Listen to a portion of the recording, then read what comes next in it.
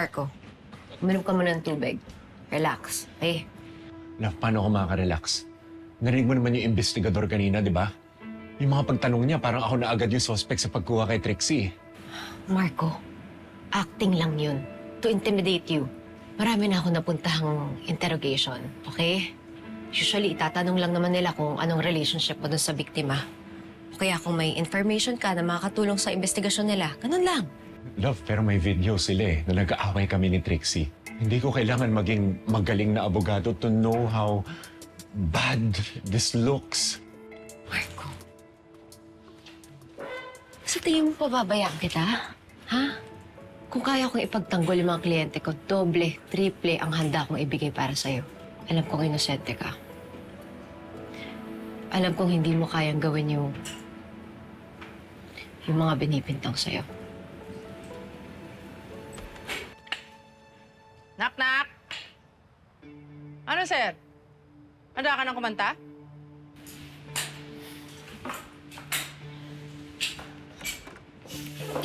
Di naman po dinideny ni Marco na siya yung nasa video. Oo, nag-usap sila ni Trixie. Pero pagkatapos nila mag-usap, umalis agad si Marco. Oo nga, attorney. Nahuli nga sa CCTV ang pag-alis ni Mr. Panganiban. So, hindi si Marco ang kumuha kay Trixie. Ibang tao, kung sakali mang nakidnap talaga siya at hindi nagbakasyon. Inspector Season. Senior Inspector Gabriela Season.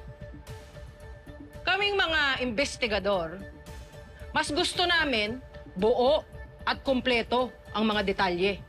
Hindi lang CCTV footage ang meron kami. Nakatanggap din kami ng tip tungkol sa gabing nag-aaway ang mister mo at ang biktima.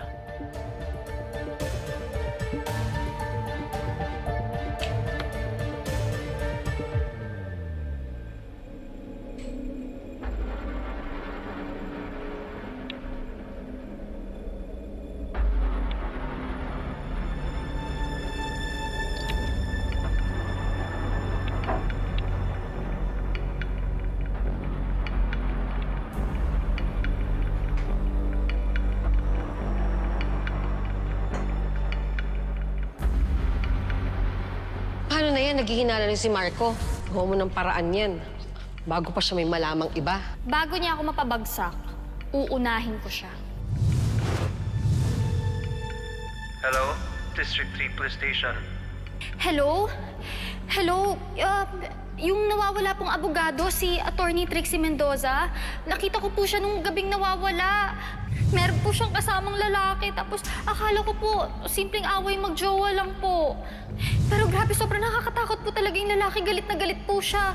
Tapos yung sinabi niya po sa kausap niya, papatayin kita. Yun po yung sinabi niya. Nung una raw, hindi pinansin ng tipster ang na-witness niya. Pero, nung nag-viral yung post tungkol sa pagkawala ni Attorney Trixie Mendoza, sinimula na raw siyang kabahan.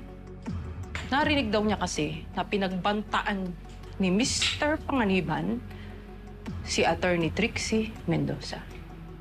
Mr. Panganiban, sinabihan niyo daw si Attorney Trixie Mendoza na papatayin niyo siya.